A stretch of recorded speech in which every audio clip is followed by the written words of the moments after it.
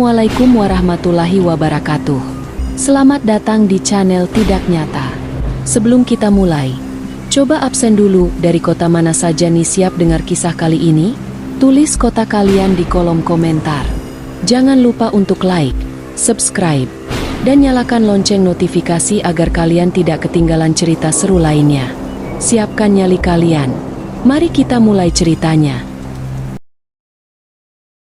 Diangkat dari kisah nyata, perjalanan hidup seorang pengusaha rumah makan yang sukses, terkenal dengan puluhan cabang rumah makan di setiap kota besar di Pulau Jawa.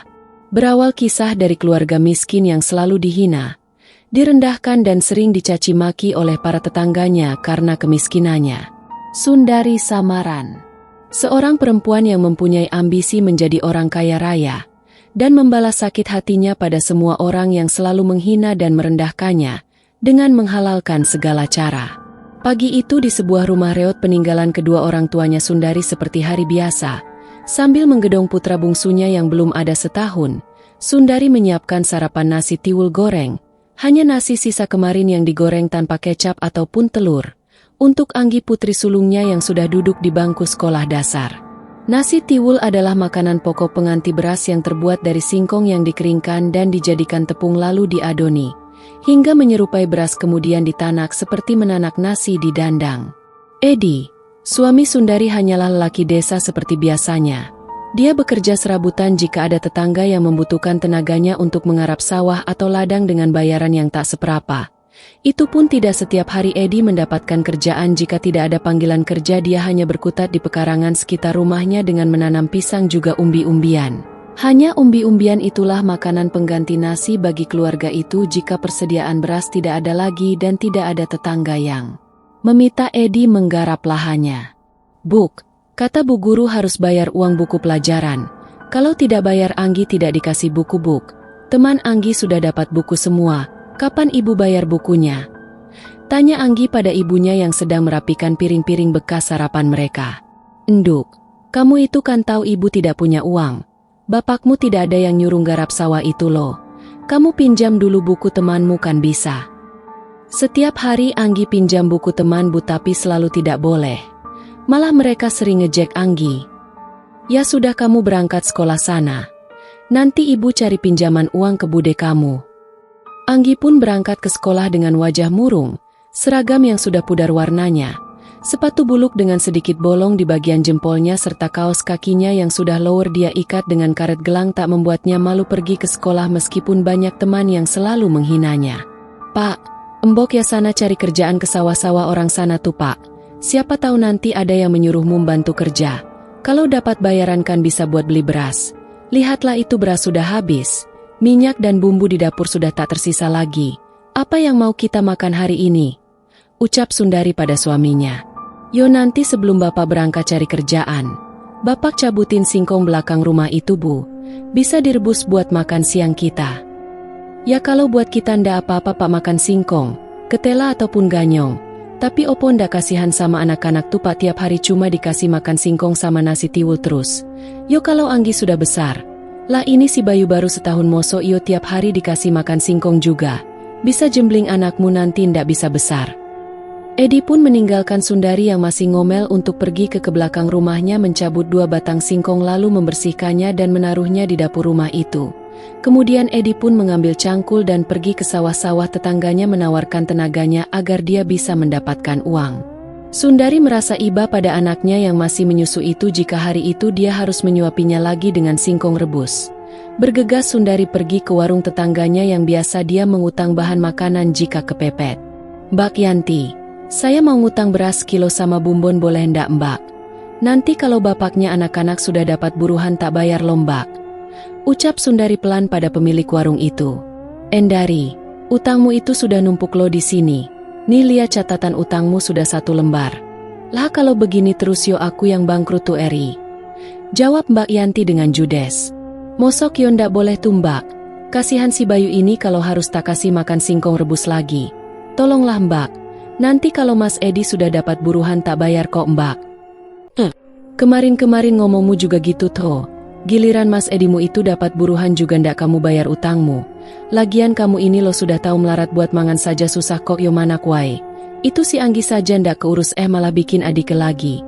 Mikirlah Eri, hidupmu itu susah jangan punya anak terus. Kasihan anakmu ikut hidup susah. Mbak, siapa sih yang mau hidup susah? Ndak ada Mbak. Saya juga ndak mau anak-anak saya hidup susah seperti saya kok. Tapi mau gimana lagi? Kan anak itu juga rezeki tuh Mbak Mosoyo ditolak. Mbak mau ngutangi beras ndak? Kalau ndak ya sudah ndak usah terus-terusan menghina Mbak. Jawab Sundari dengan emosi. Nih berasnya sekilo. Aku catat lagi nih utangmu. Ingat nanti kalau Mas Edimu itu sudah dapat buruhan dan bayaran. Cicil utangmu jang pura-pura lupa. Sundari pun menerima kantong plastik berisi beras sekilo itu lalu mengucap terima kasih pada tetangganya itu dan kembali pulang untuk memasak. Ketika Sundari pulang dari warung tetangganya itu dia berpapasan dengan Nuning. Nuning adalah tetangga juga teman baiknya sedari kecil. Namun hubungan mereka tak baik ketika masa remaja. Saat kedua perempuan itu bersaing mendapatkan cintanya Edi, Nuning kalah karena Edi lebih memilih Sundari untuk menjadi istrinya. Ning, apa kabar? Kapan kamu pulang dari kota? Sapa Sundari pada temanya itu. Sundari, kemarin aku datang, sama suamiku, pakai mobil pribadi lo Eri. Soalnya usaha bakso suamiku di kota semakin ramai dan kini kami bisa beli mobil sendiri. Jawab Nuning sambil memperlihatkan seluruh perhiasan emas yang dikenakan pada Sundari. Kamu sendiri apa kabarnya Eri? Masih hidup melarat? Masih sering makan singkong rebus dan nasi tiwul ya? Masih ngutang ke sana kemari untuk makan? Gimana juga kabar Mas Edimu? Kamu punya anak lagi ya? Kasihan banget anakmu ini Eri. Berapa umurnya? Kecil banget jangan-jangan tiap hari kamu kasih makan ubi rebus yo? Tega banget kamu Eri. Untung dulu kamu merebut Mas Edi dariku Eri. Endak kebayang kalau aku yang nikah sama Mas Edi jika akhirnya hidup melarat seperti kamu gini. Cecar Nuning pada Sundari sambil sesekali mencibir. Kabar kami baik Ning, sekali-kali mainlah ke rumah. Jawab Sundari sambil menahan rasa sakit hatinya mendengar hinaan Nuning itu. Ya, kapan-kapanlah Eri, cepet pulang sana, kasihan tuh anakmu kelaparan pasti. Ucap Nuning sambil berlalu meninggalkan Sundari yang terdiam menahan marah. Duh Gusti, sampai kapan aku hidup seperti ini? Keluh Sundari lirih sambil berjalan pulang. Sesampainya di rumah Sundari pun menanak nasi. Sengaja dia menanak nasi hanya sedikit beras yang dia masak asalkan cukup dimakan oleh kedua anaknya saja. Sedangkan untuk makan dia dan suaminya tetap makan nasi tiwul dengan lauk sambal itu sudah cukup baginya. Pulang sekolah Anggi masih tampak diam dan murung sambil mencium tangan ibunya. Kamu kenapa lagi tunduk kok murung gitu? Tanya Sundari. Kamu kenapa lagi tunduk kok murung gitu? Tanya Sundari. Bu, tadi di sekolah Anggi ndak ikut belajar bu, karena ndak punya buku. Teman-teman ndak ada yang mau minjemin jadi Anggi ndak belajar. Keluh Anggi pada ibunya sambil melepas sepatunya yang sudah butut itu. Sabar Yonduk, semoga nanti sore bapakmu pulang bawa uang. Sudah sekarang ganti baju terus makan sana. Ucap Sundari pada anaknya itu. Anggi pun beranjak ke kamarnya untuk ganti baju lalu makan di dapur. Sundari hanya tertegun di balai bambu yang ada di emperan rumahnya sambil memangku anak bungsunya. Sore telah tiba Sundari menunggu suaminya pulang sambil terus berharap dan berdoa semoga suaminya hari itu dapat buruhan dan bisa pulang membawa uang. Dari kejauhan tampak Edi berjalan ke arah rumahnya sambil memangkul karung dan cangkulnya. Bu, bapak pulang iki lo.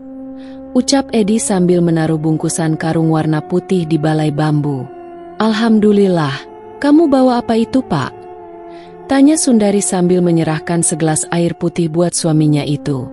Tadi bapak bantuin Pak Parno panen jagung bu, yaitu upahnya jagung sekarung tapi masih sama kulitnya. Nanti dikupas terus dijemur baru dipipil bu, bisa dijual atau buat nasi jagung kan? Jawab Edi sambil bersandar di sandaran balai bambu itu. Jadi ndak dapat upah duit tuh pak? Kasihan anak wedokmu itu loh pak.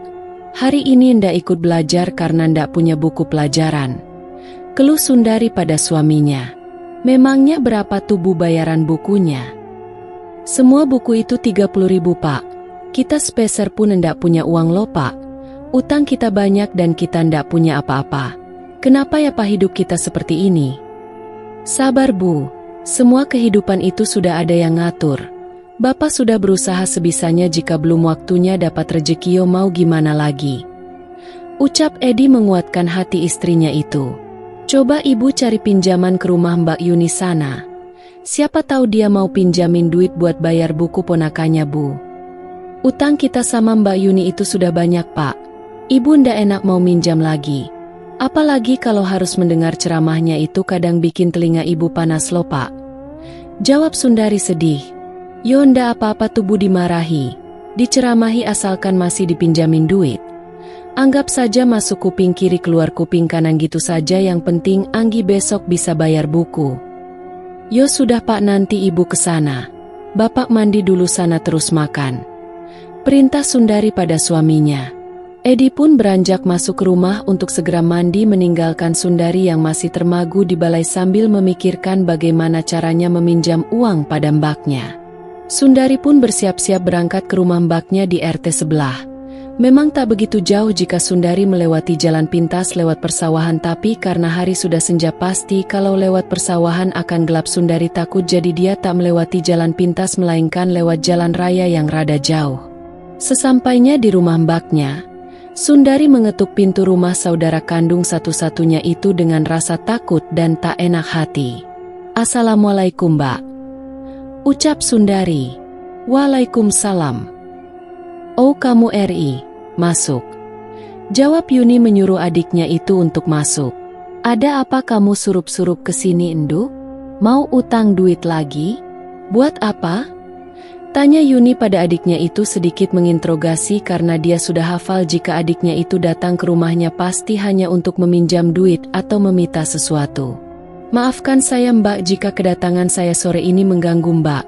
Saya bingung harus minta bantuan pada siapa lagi Mbak. Anggi sudah 2 hari sekolah tapi ndak belajar karena belum beli buku pelajaran Mbak. Teman-temannya tak ada yang mau meminjaminya buku. Jadi tolong Mbak pinjamin saya duit 30.000 saja buat bayar bukunya," tutur Sundari menghibah pada saudarinya itu. "Enduk, bukannya Mbak ndak mau minjamin duit ke kamu loh. Tapi Mbak juga lagi ndak pegang duit sama sekali. Suami Mbak belum bayaran. Lagian utangmu sama Mbak itu sudah banyak banget londuk. Sudah hampir 500.000. Suami Mbak juga marah saat tahu duit Mbak kamu pinjam. Terus saya mau pinjam ke siapa lagi Mbak?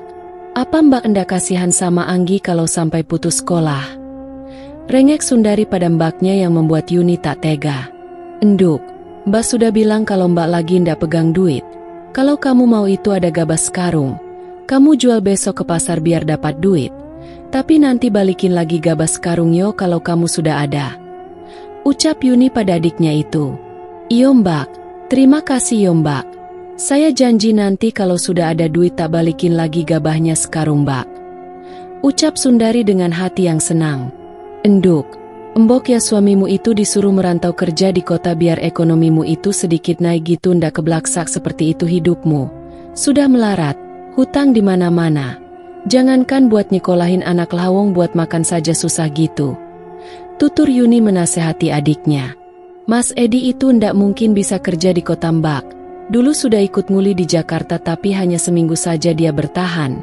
Pulang ndak bawa apa-apa malah sakit.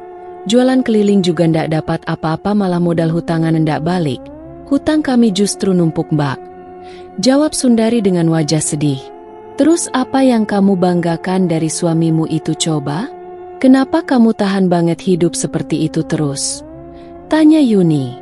"Endari kan sangat mencintai Mas Edi Mbak.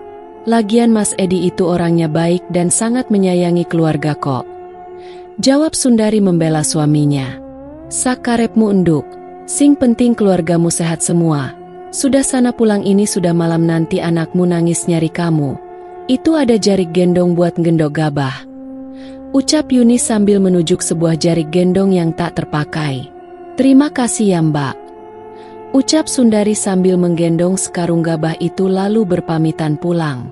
Sesampainya di rumah, Sundari meletakkan gabah sekarung itu di lantai lalu dia duduk bersimpuh di lantai yang hanya beralaskan tikar yang sudah lapuk. Dengan terengah-engah kecapean karena menggendong gabah sekarung dari rumah mbaknya yang lumayan jauh, sesekali Sundari mengelap keringat yang membasahi pelipis dan lehernya. "Buk, kok kamu pulang bawa gabah sekarung tuh?" tanya Edi sambil memegang karung yang berisi gabah itu. "Mbak Yuni ndak punya duit, Pak. Adanya cuma gabah sekarung. Jadi ibu disuruh menjual gabah itu buat bayar buku Anggi.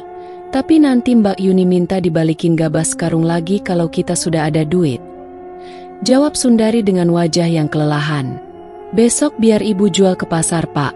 Sekarang ibu mau tidur, capek banget," ucap Sundari sambil beranjak ke kamarnya yang hanya terbuat dari bilik bambu itu. "Lo kamu belum makan lo Bu Mosok mau tidur. Apa tadi kamu makan di rumah Mbak Yuni?" tanya Edi penasaran. "Endak, Pak. Ibu endak ditawari makan kok," jawab Sundari singkat lalu merebahkan tubuhnya yang kelelahan itu di sisi putranya yang sudah tertidur pulas. Pagi sebelum subuh Sundari sudah berangkat ke pasar dengan menggendong gabah sekarung. Maklum di masa itu tidak banyak orang yang memiliki kendaraan seperti zaman sekarang. Jangankan motor, mobil angkutan saja tidak tiap hari menarik penumpang ke desa. Karena selain jarak tempuhnya yang begitu jauh juga tidak pasti ada penumpang yang menaiki angkutan itu. Untuk pergi ke pasar Sundari harus berjalan keluar desanya hingga ke jalan raya yang beraspal baru dia bisa naik angkutan ke pasar dengan ongkos Rp500. Memang tak seberapa mahal namun di masa itu uang segitu sangatlah bernilai. Sesampainya di pasar, gabah kering sekarung itu hanya dihargai Rp70.000. Itu pun masih dengan sedikit tawar-menawar yang membuat Sundari kecewa. "Apaan sih? Mosok gabah sekarung berat gitu cuma dihargai Rp70.000. Dasar manusia-manusia pelit," gerutu Sundari sambil berlalu. Sundari berencana ingin membeli beras sedikit juga bumbu dapur yang sudah habis karena merasa uang yang buat bayar buku Anggi masih ada sisanya. Saat Sundari berjalan di antara deretan rumah makan di depan pasar itu dia berhenti sejenak. Di depannya ada kedai bakso, gulai, sate dan juga tongseng yang aromanya membuat perutnya semakin lapar karena sejak semalam dia belum makan. Namun mengingat uangnya hanyalah sedikit akhirnya Sundari pun terus berjalan tak menghiraukan aroma yang menggoda itu. Hingga sampailah dia melewati sebuah rumah makan ayam panggang yang pembelinya begitu ramai berjubel hingga antri. Dengan rasa penasaran Sundari pun berjalan di depan rumah makan itu. Dia melambatkan langkahnya sambil menengok suasana di dalam rumah makan yang begitu ramai itu. Sundari melihat dari ujung ke ujung ruangan itu yang begitu ramai pengunjung. Namun saat tatapan mata Sundari sampai pada sang kasir dia begitu terkejut melihat sosok perempuan yang begitu cantik dengan rambut disanggul dan banyak perhiasan emas yang dia kenakan. Sundari terpaku melihat perempuan itu. Dia sangat mengenali perempuan cantik itu. Saat Sundari sedang terpaku menatap perempuan yang sedang duduk di meja kasir itu, tiba-tiba perempuan itu pun menatap Sundari lalu terkejut. Kemudian dia menghampiri Sundari yang berdiri di depan rumah makannya. Dengan baju kumal, kain jarik bekas dia menggendong karung gabah yang tersampir di pundaknya dan kakinya hanya beralaskan sendal jepit yang mulai menipis itu. Sundari merasa malu dihampiri sang kasir yang berpenampilan seperti seorang nyonya. "Kamu Sundari kan?" tanya perempuan itu pada Sundari sambil memegang pundak Sundari. "Iya, saya Sundari. Kamu Rahayu kan?" balas Sundari sambil menahan rasa malunya. "Ya ampun, Sundari, apa kabarmu?" tanya perempuan itu sambil memeluk tubuh Sundari yang kurus. "Sudah, ayo masuk ikut aku ke belakang. Kita ngobrol di belakangnya," ucap Rahayu sambil menuntun Sundari masuk ke rumah makannya itu. Lalu membawa Sundari ke ruang istirahat para karyawannya di belakang. "Kamu duduk di sini yo, tak bikinin teh anget dulu," ucap Rahayu sambil tersenyum ramah pada Sundari. Sundari hanya mengangguk lalu duduk di kursi plastik di ruangan itu sambil matanya tak henti melihat keadaan di tempat itu yang begitu ramai dan sibuk. Tak beberapa lama Rahayu pun datang membawa nampan yang berisi seporsi makanan. Nasi lengkap dengan lauk ayam panggang juga segelas teh hangat, dan menghidangkan pada Sundari. "Kamu makan dulu ya Ri. Jangan sungkan ataupun malu gitu tonda apa-apa. Kita ini kan teman dari kecil," ucap Rahayu sambil tersenyum ramah. "Tapi saya ndak punya uang loyu buat bayar makanan ini. Ini pasti mahal," jawab Sundari sambil menatap Rahayu. "Ya ampun Ri. Kamu nganggap aku ini sopoto Ri? Ini rumah makan kulo Ri jadi makanan ini gratis. Aku ndak minta bayaran sama kamu. Kita kan temenan sejak kecil, mosok aku tega sih minta bayaran sama kamu. Ucap Rahayu sambil mengelus pundak Sundari. Duh Gusti, kamu sekarang jadi orang hebat gini yuk? Kamu punya rumah makan yang begitu besar dan ramai pembeli gini? Padahal dulu waktu kita masih kecil kamu itu paling bodoh di antara semua teman kita loh, tapi kini kamu sudah sukses seperti ini. Tanya Sundari dengan rasa kagumnya. Iyo ya, dulu waktu kecil aku paling bodoh, paling jelek, ingusan terus, paling miskin dan selalu dihina, dicaci dan sering dikerjain teman-teman kita. Dan cuma kamu RI yang sering membelaku dan sering menolongku saat dikerjai teman-teman. Jawab Rahayu dengan haru mengingat masa kecil mereka. Kini sebaliknya Yu, hidupku sekarang benar-benar seperti di posisimu saat itu. Ucap Sundari lirih. Kemana suamimu RI? Suamimu Edi kan ya? Aku pernah ender kabar katanya kamu menikah dengan Edi. Tapi kenapa kehidupanmu seperti ini? Edi kemana RI? Tanya Rahayu penasaran. Mas Edi di rumah Yu. Tadi jagain anak-anak soalnya tak tinggal enjual gabah ke pasar ini. Jawab Sundari dengan polosnya yang membuat Rahayu tersenyum. Anakmu berapa sekarang? Tanya Rahayu pada Sundari. Anakku 2 Yu. Yang besar perempuan kelas 5 SD. Yang kecil laki-laki baru 10 bulan. Jawab Sundari sambil tersenyum. Edi kerja apa? Buruh serabutan Yu. Kalau ada yang membutuhkan tenaganya saja. Jawab Sundari malu-malu. Ya sudah, kamu makan dulu tuh, sambil ngobrol sambil makan, jangan dilihati saja makanannya. Suruh Rahayu pada teman kecilnya itu. Rahayu, saya belum lapar loh. Apa boleh makanan ini dibungkus saja tak bawa pulang? Tanya Sundari pada Rahayu. Karena dia tak tega makan enak sendiri sedangkan anak-anaknya di rumah pasti hanya makan singkong rebus. Ya ampun Sundari, kamu ini kok ngapus itu? Itu loh perutmu suaranya dari tadi kemerucuk gitu, itu pasti karena lapar. Mosok kamu bilang belum lapar sih? Sudah makan yang kenyang, nanti nambah juga silahkan. Masalah anak-anakmu dan suamimu di rumah. Kamu tenang saja, nanti tak bungkusin makanan buat mereka. Ayo makan cepat. Ujar Rahayu sambil melotot pada Sundari. Sundari pun tersipu malu karena ternyata Rahayu tahu apa yang ada di dalam pikirannya. Terima kasih ya Yu. Jadi ndak apa-apa ya ini saya makan? Kamu jangan menghinaku seperti semua orang ya Yu. Jawab Sundari dengan mata yang berkaca-kaca. Sudah makanlah RI, aku ikhlas lahir batin. Aku tahu apa yang kamu rasakan ini, karena aku dulu juga merasakannya RI. Sudah ayo dimakan. Ucap Rahayu sambil mengelus pundak Sundari.